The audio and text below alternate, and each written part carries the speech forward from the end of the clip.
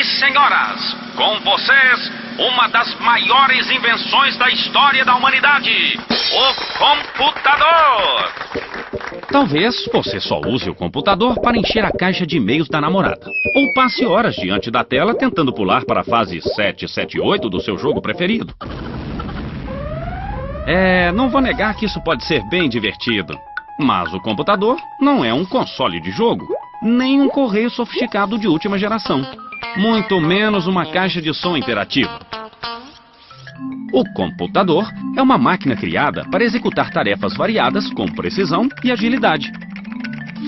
Com ele, a gente pode escrever textos, fazer pesquisas, projetar um prédio, editar filmes, retocar fotos, conversar com os amigos, calcular, organizar informações, controlar todo o processo de fabricação de uma indústria. Só para citar algumas coisinhas.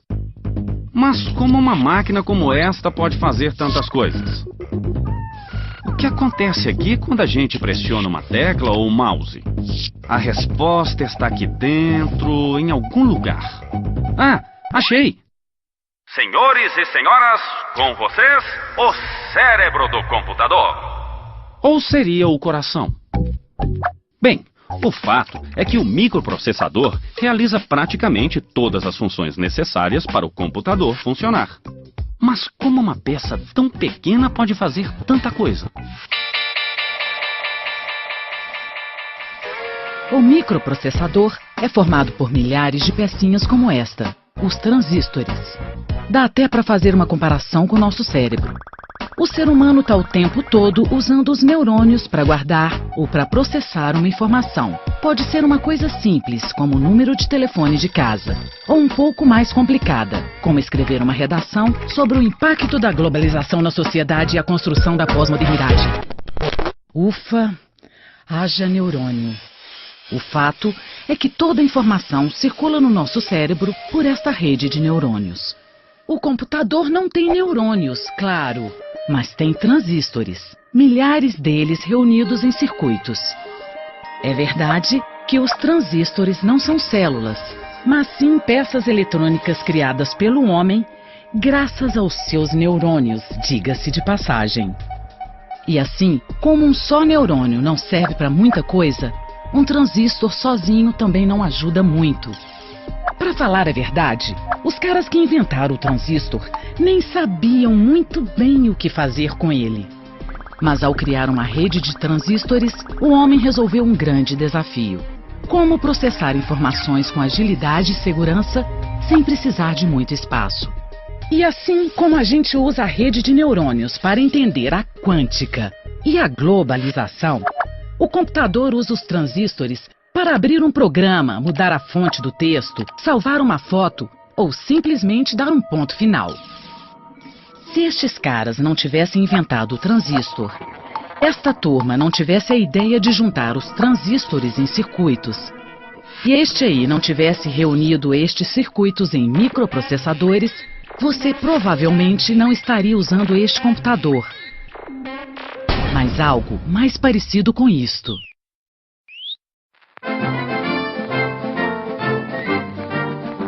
Este computador foi criado antes da invenção do transistor. O Colossus, como ficou conhecido, era enorme e funcionava à base de 1.500 válvulas.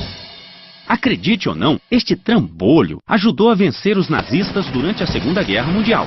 Ele foi usado para decifrar as mensagens trocadas pelos inimigos em forma de códigos. Alguns anos depois, o exército americano lançou o primeiro computador digital eletrônico em grande escala. O ENIAC, como ficou conhecido, parecia mais uma central telefônica. Ele era enorme, do tamanho de uma casa de 4 quartos e 2 andares.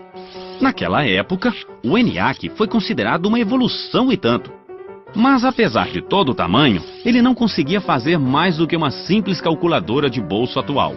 Os operadores tinham que programar o computador manualmente. Ele precisava de muita energia para funcionar. E as 17.000 válvulas queimavam a toda hora. Se você já teve o desejo quase incontrolável de jogar um computador pela janela, pode imaginar o que sentiram estes pobres operadores naquela época. Com a invenção dos transistores, o ENIAC e todos os computadores movidos a válvula viraram peça de museu. Começava uma nova era na evolução dos computadores. Graças ao transistor, foi possível criar um microprocessador. E como o microprocessador é pequeno e consome pouca energia, foi possível construir computadores pessoais.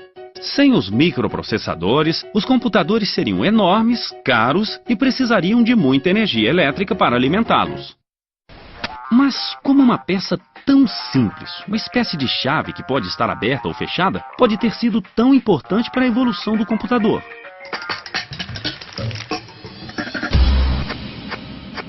É aí que entra a matemática, a linguagem que os discípulos de Pitágoras chamavam de linguagem de Deus.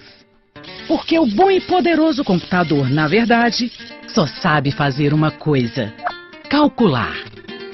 Para calcular, nós usamos o sistema decimal formado por 10 dígitos. Isso é bem prático, já que nós temos 10 dedos. O computador não tem dedos, mas sim transistores. E o transistor só tem duas opções. Ele pode estar ligado ou desligado, com ou sem corrente elétrica. Seguindo este raciocínio, alguns programadores chegaram à conclusão de que seria bem mais fácil se o computador trabalhasse apenas com 2 dígitos. E por isso, adotaram um sistema binário. Com corrente elétrica, o transistor fica aberto, o que na linguagem do computador significa o número 1. Sem corrente, o transistor fica fechado, o que na linguagem do computador significa 0. Vamos pensar no transistor como uma lâmpada. Apagada, temos o 0. Acesa, o 1. Ou seja, temos apenas 2 possibilidades. Com 2 lâmpadas, temos 4 situações possíveis: acesa e acesa, acesa e apagada, apagada e acesa, apagada e apagada. Mais uma lâmpada e teremos 8 possibilidades. Como você pode notar, as sequências possíveis dobram cada vez que acrescentamos uma lâmpada. Com 5 lâmpadas, temos 32 estados possíveis. Desta forma, é possível representar do número 0 ao 31. Mas como? Vejamos esta sequência de 5 lâmpadas. Se todas estiverem apagadas, vale 0. Apenas a primeira acesa vale 1. A segunda, 2. A terceira, 4, ou seja, o dobro da anterior. A quinta vale 8 e a sexta vale 16. Se quisermos representar o número 4, basta desligar as outras. Mas e para formar o 12, por exemplo? Basta ligar o que vale 8 e o que vale 4. 8 mais 4 igual a 12. Assim, poderíamos representar outros números apenas acrescentando outras lâmpadas.